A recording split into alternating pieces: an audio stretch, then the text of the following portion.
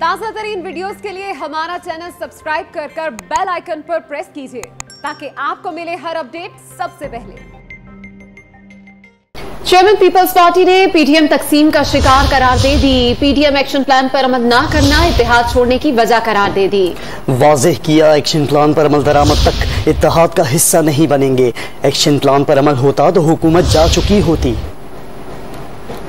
हम समझते हैं कि ज़रूर बेहतर होता कि अगर हम ऐसे मिलके उस एक्शन प्लान जिस एक्शन प्लान पे 10 सियासी जमातों ने सिग्नेचर्स भी साइन किए थे कि हम सियासी जमहूरी और पार्लिमानी ऑप्शंस इस्तेमाल करके पार्लिमान के अंदर हुकूमत पे वार करेंगे, पार्लिमान के बाहर भी हुकूमत पे वार करेंगे, तो ज़रूर ये बेहतर होता कि हम वो ऑप्शंस इस्तेमाल करें, वो हथियार इस्तेमाल करें। और अगर हम वो हथियार इस्तेमाल करते तो एटलीस्ट पंजाब और वफाक की हद तक तो इमरान खान की हुकूमत नहीं रहता।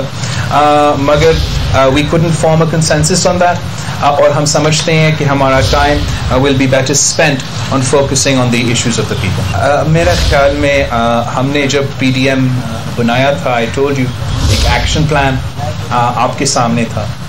उस एक्शन प्लान के साथ साथ हमने ओहदेदारों का टर्म लिमिट सेट किया था कि हर 6 माह जो हैं ओहदेदार पीडीएम के चेंज होते जाएंगे। तो जब तक हम उस एक्शन प्लान पे वापस नहीं आएंगे, जब तक हम पीडीएम के पॉइंट्स पे वो पीडीएम खुद अमल नहीं करेंगे, तो हमारा उसका हिस्से बनने का कोई फ़ायदा नहीं।